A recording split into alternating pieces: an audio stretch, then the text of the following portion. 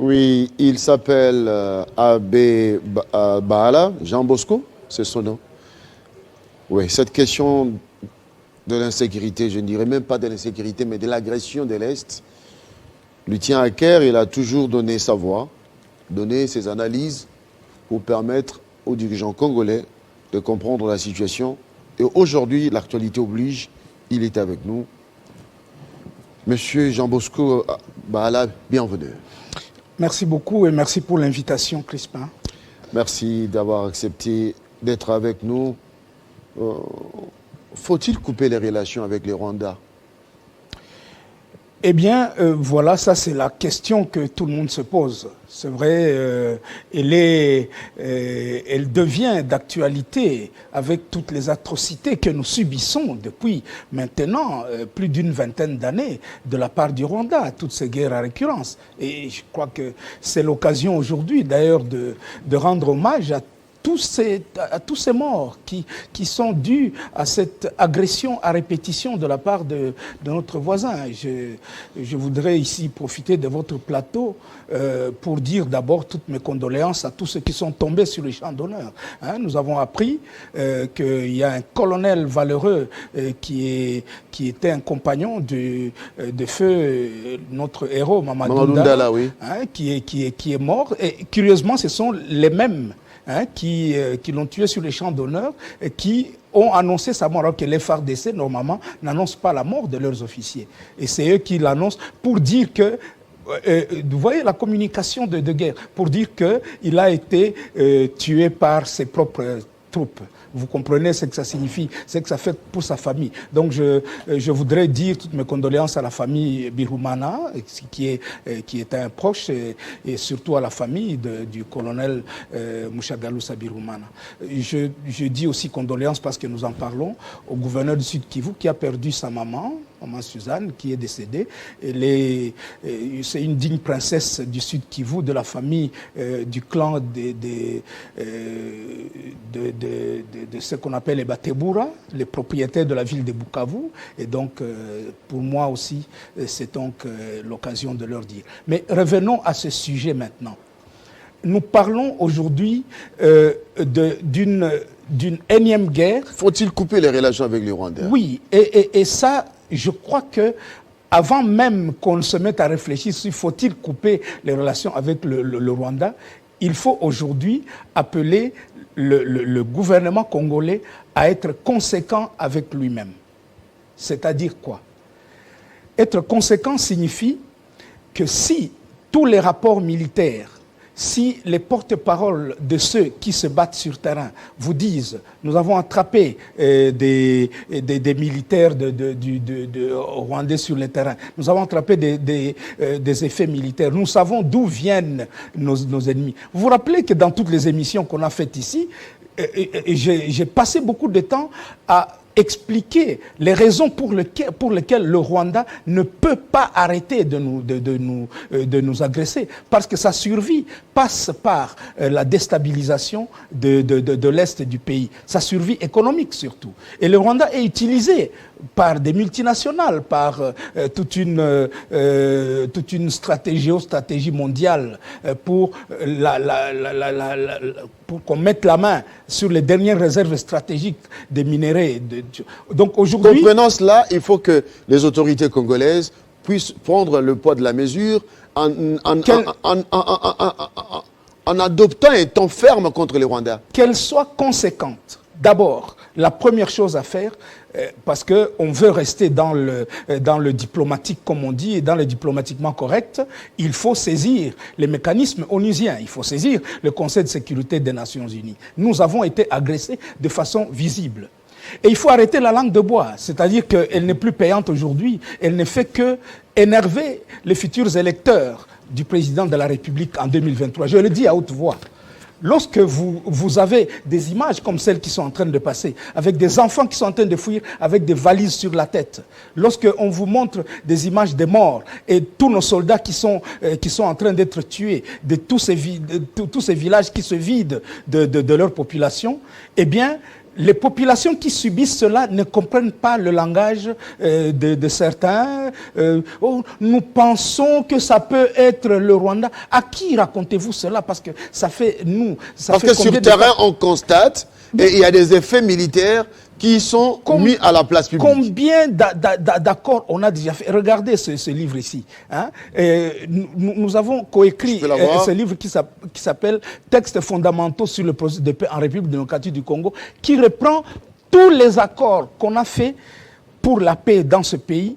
Donc depuis Lusaka, en passant par Sun City, etc., jusqu'à l'accord de Goma. Et on retrouve chaque fois les mêmes revendications de la part de ceux qui nous créent des rébellions. C'est passé du RCD au CNDP, du CNDP à M23. Et chaque fois, on voit la même rhétorique.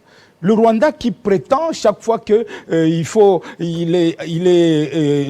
FDLR par exemple constitue un danger pour sa sécurité, mais entre-temps, ce sont des rébellions soi-disant congolaises qui viennent revendiquer de pouvoir protéger le Rwanda. Et, comment vous comprenez ça? Dans le dernier communiqué par exemple du M23, leur fameux porte-parole là-bas, un Congolais qui s'appelle Ngoma ou je ne sais pas quoi, où ils l'ont recruté, eh bien, il prétend que parmi leurs revendications, c'est que cette armée, notre armée, les FARDC, sont en train de s'allier avec les FDLR qui sont un danger pour les pays voisins.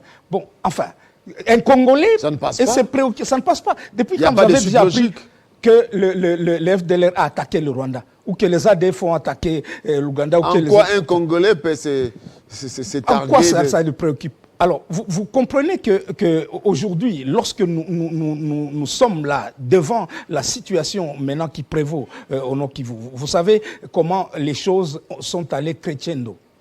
D'abord, il y a eu cet appel pour que nous puissions nous rejoindre la communauté des pays est-africains, donc l'Est African Community. Nous avons accepté, c'est le processus qu'on appelle le processus de Nairobi. Quelque temps après, le M23 relance des attaques sur Bunagana, Tchanzu et Runyonyi. Juste une semaine après qu'ils aient relancé ces attaques, au mois de février, eh bien, nous nous retrouvons avec un appel à aller à Nairobi pour aller négocier la paix à l'est du Congo. Et c'est ce qu'on appelle le conclave de Nairobi. Pendant qu'on est au conclave là-bas, on entend un double appel. Il va y avoir négociation entre donc, la République démocratique du Congo et ses groupes armés locaux. Vous comprenez cela? Et en plus, la mise en place d'une force est-africaine, d'une force multinationale, donc régionale, qui viendrait nous aider à traquer les récalcitrants à cette réconciliation. Et qu'est-ce qui se passe?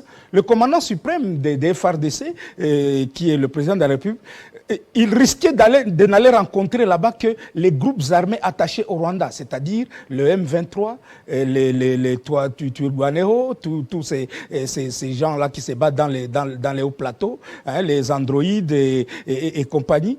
Et la même stratégie qui avait été mise en place par l'ancien régime quand il revendiquait, quand il négociait avec le CNDP et les autres, on a élargi vite la réunion à tous les autres groupes armés nationaux, au point qu'il n'y a que 23 groupes qui se sont retrouvés là-bas et d'autres non. Et on a habillé cela en disant, bon voilà, on va faire un second tour pour que les autres puissent s'y retrouver. Mais pendant ce temps, le M23 était en train de relancer les attaques sur Kibumba, sur Rumangabo. Et donc, vous voyez que nous avons une logique de guerre.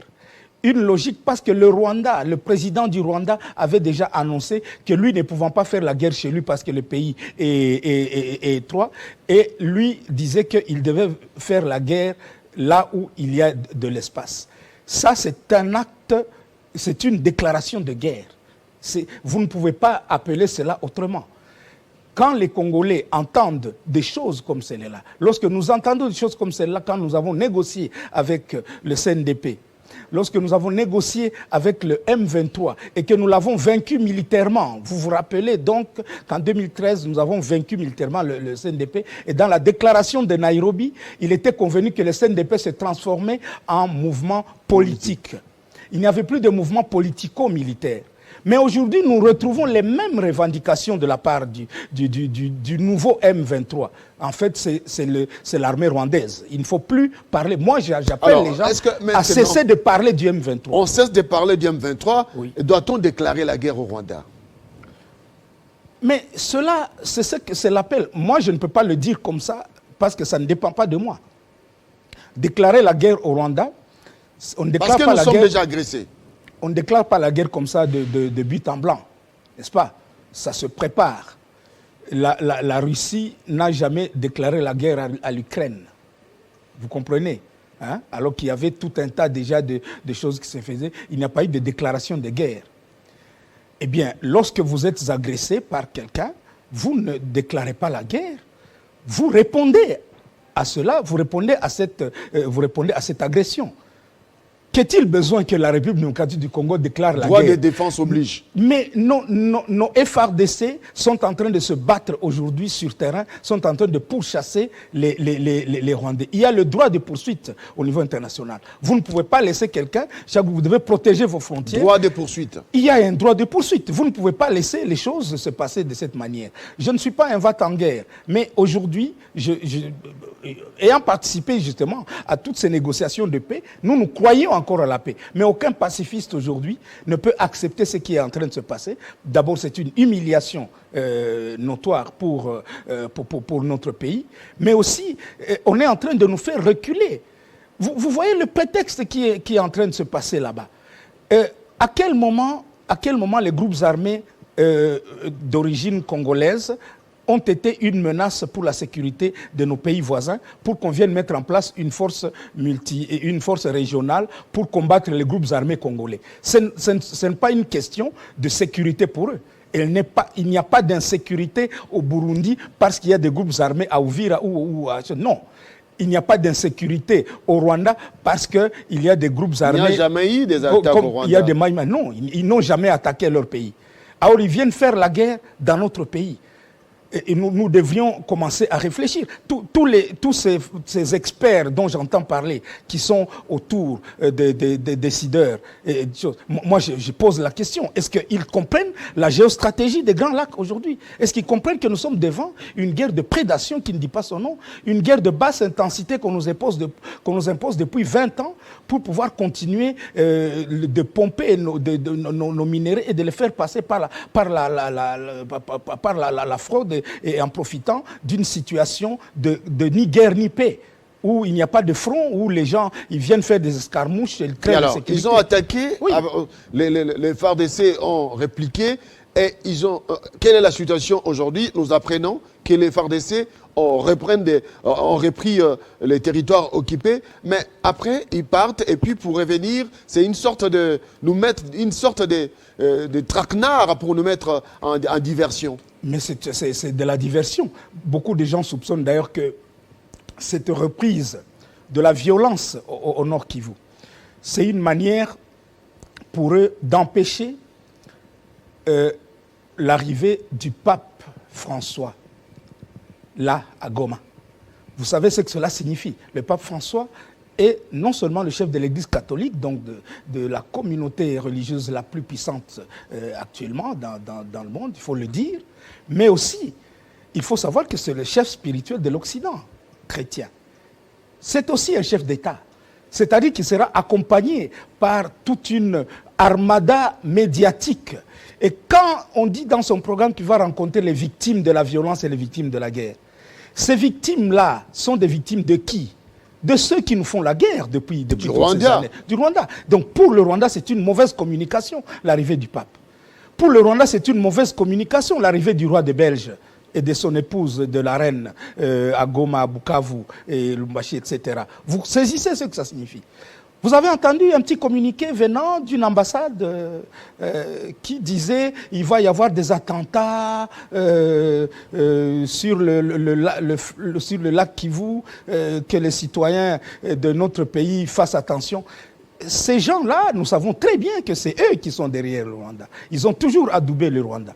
On demande... on doit dire les choses. Nous avons vu les communiqués de l'ambassade des États-Unis Alors, demandant à ses ressortissants de ne pas se rendre à l'est de la RDC. Voilà. Plus précisément à Goma. Comment expliquer un tel communiqué dans une période comme celle-ci? Cette menace là-bas viendrait de quelle manière? Mais souvenez-vous aussi de ces accords-là entre le Royaume-Uni et entre la Grande-Bretagne et le Rwanda pour qu'on nous refile tous les réfugiés. Et pendant ce temps, nous venons de signer un accord où nous créons la libre circulation des biens et des personnes entre nos frontières. Un pays voisin. Donc, vous voyez la stratégie du Rwanda, la stratégie d'encerclement. Ils viennent signer à Brazzaville des accords, et ils achètent d'abord des terres. On a parlé de 120 000 hectares de terres. Ils viennent signer des accords militaires avec le Congo-Brazzaville, qui se trouve à notre porte, à la porte de notre capitale, en face de la zone industrielle de Maluku. Ils sont en Centrafrique, ils sont au Mozambique, ils se créent une réputation. Oui. Professeur Bala, oui. Il y a une question qui m'est à l'esprit. Mais dans tout cela, quelle est la responsabilité de nos leaders sous-régionaux quand les autorités Congo-Brazzaville acceptent de signer ces accords avec le Rwanda? Mais nous sommes des hommes intelligents, ça saute à l'œil. Mais nous sommes un peuple frère. Si ça barde à Kinshasa, eh bien c'est Brazzaville qui est bondé de la population fuyant les situations d'insécurité à Kinshasa. Doit-on accepter que le Congo soit déstabilisé? Est-ce que nous sommes dans des calculs géopolitiques d'hégémonie et de puissance et de volonté de puissance. Tous les pays voisins du Congo ne voient pas d'un bon œil cette sorte d'émergence qui était en train de se faire. Il faut l'avouer que lorsque le président de la République a pris la tête de l'Union africaine, l'alternance pacifique, la démocratie, donc il y a eu la République démocratique du Congo était en train de revenir sur la scène internationale et de vouloir revenir comme une puissance qui peut gérer, comme du temps de Mobutu, où personne ne pouvait faire, même éternuer à côté. C'est lui qui était le faiseur de roi. Quand ça bardait au Burundi, c'est lui qui pouvait changer le président là-bas. Quand ça bardait au Rwanda, c'est lui qui intervenait. Quand ça bardait c'était lui le faiseur de roi. Alors, les pays voisins du Congo ne peuvent plus accepter cela. D'autant plus que leurs sponsors, qui les utilisent comme des proxys, voudraient que le Congo reste dans cette situation de faiblesse pour pouvoir mettre la main sur les dernières réserves stratégiques. Nous sommes en face de voisins qui coalisent contre nous. C'est à nous de comprendre ce que nous voulons. Parce que si un État... Regardez, l'autre jour, j'ai appris que le Conseil des ministres a accepté le plan que présentait le ministre de la Défense nationale et ancien combattant, le docteur Gilbert Kabanda. Il a présenté pour la première fois, un document de politique de défense pour les pays, c'est-à-dire qu'il a fait ce qu'on aurait dû faire depuis plusieurs années, une loi de programmation pour l'armée.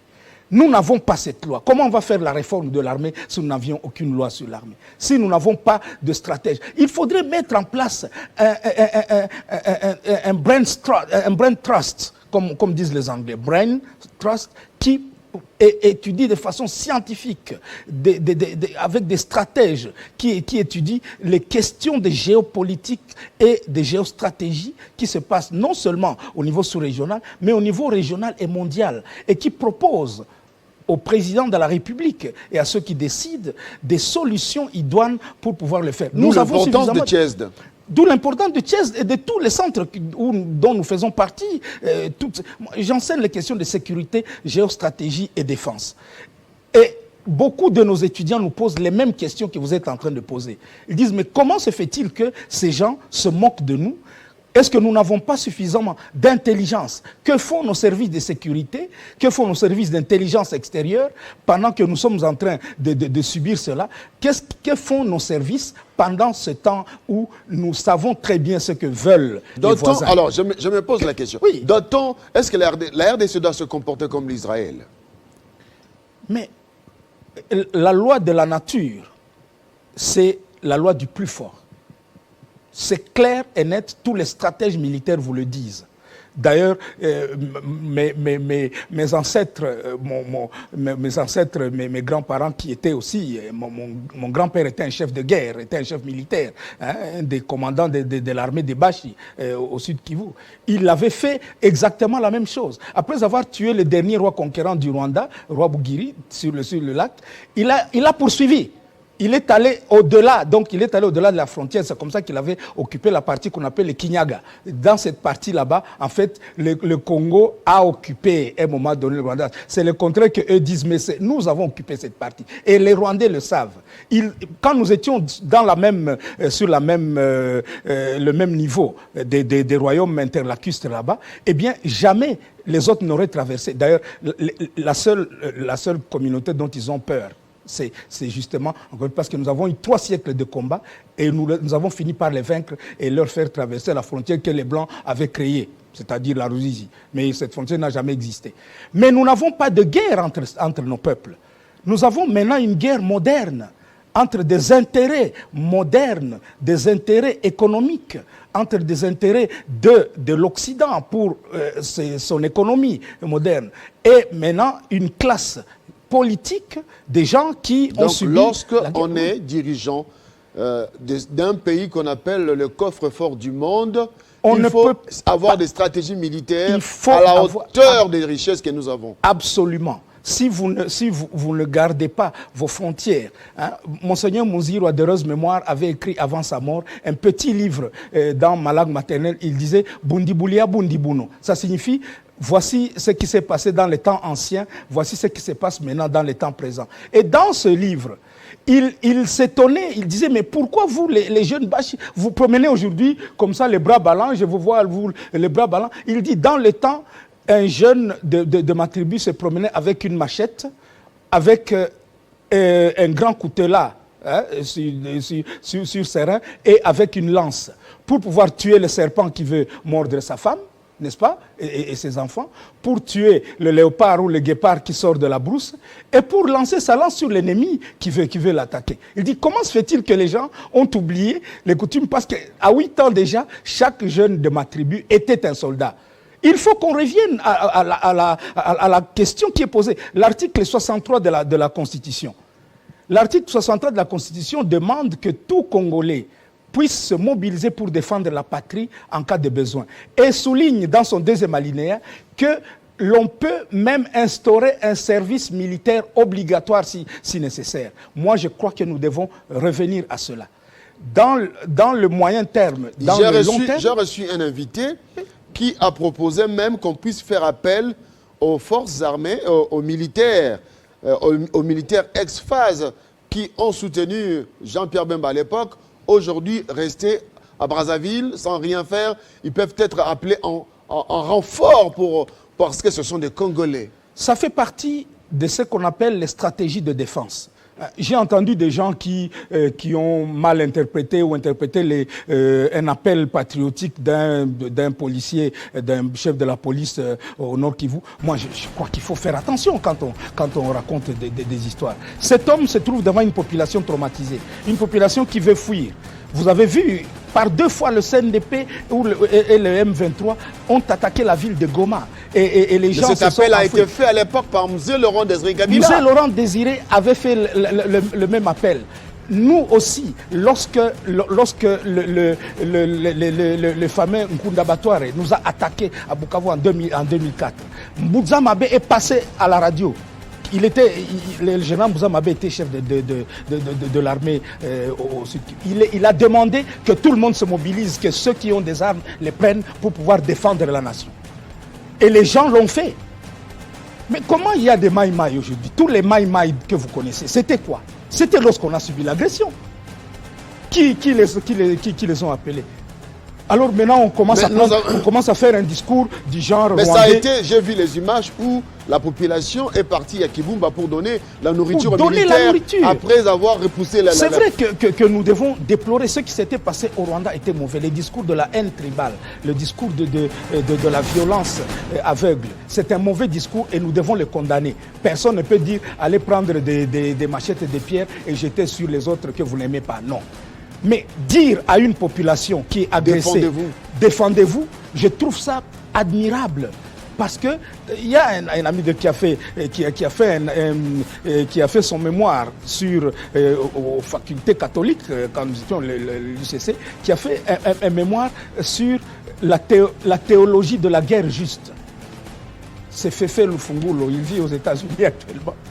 Et quand moi j'avais lu son mémoire en 2003, j'étais très étonné parce qu'il montrait comment dans la Bible, il y avait chaque fois que Israël était attaqué, chaque fois qu'Israël était mis en... C'était Dieu qui le défendait et qui demandait que le peuple se lève pour pouvoir défendre la terre qu'ils avaient reçue de leur sauveur, de leur Dieu.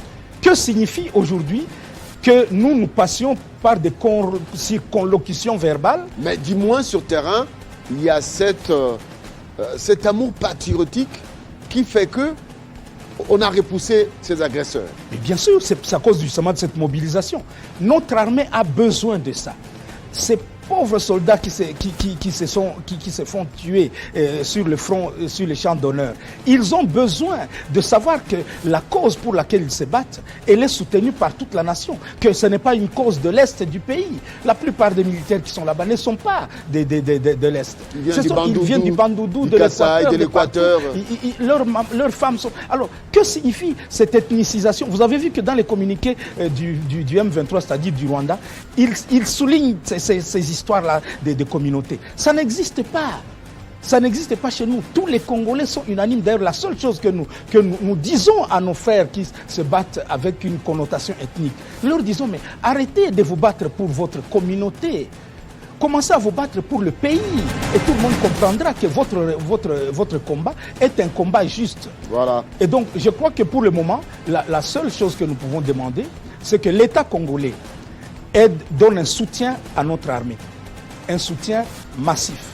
Que le peuple congolais se mobilise. J'ai appris d'ailleurs que déjà lundi, il y a des marches qui vont s'organiser partout pour pouvoir soutenir les FARDC. Je soutiens ce qui va se faire. Mais qu'au niveau diplomatique, nous arrêtions la diplomatie de la politique de l'Autriche.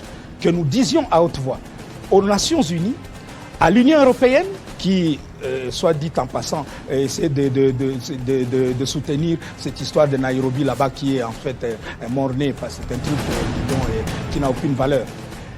Il faut qu'aujourd'hui, la nation congolaise se mobilise parce que le pays est en danger et que Dieu bénisse ce pays parce que ce sont nos ancêtres qui se sont battus pour qu'il soit un. Ça s'appelle Debout Congolais.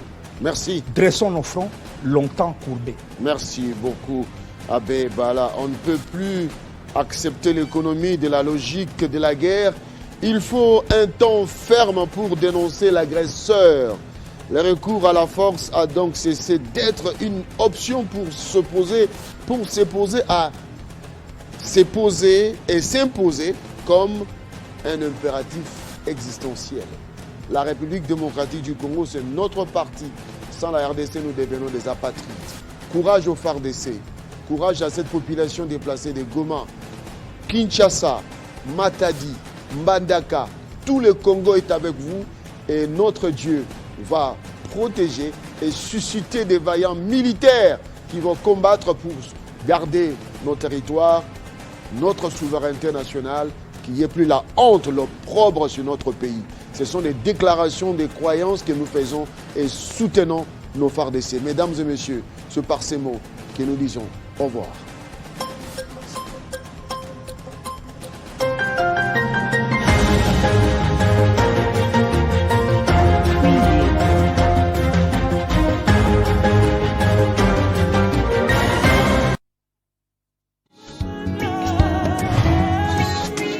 Festival Adesua la gloire, 10e édition, qui est tout ce qui respire, l'Éternel. Après la première édition au Théâtre de Verdure, nos regards sont tournés à l'Académie des Beaux-Arts, dans la commune de Lingola. 30 juin 2022, 14h, Festival Adesua la gloire, avec remise du trophée Louange.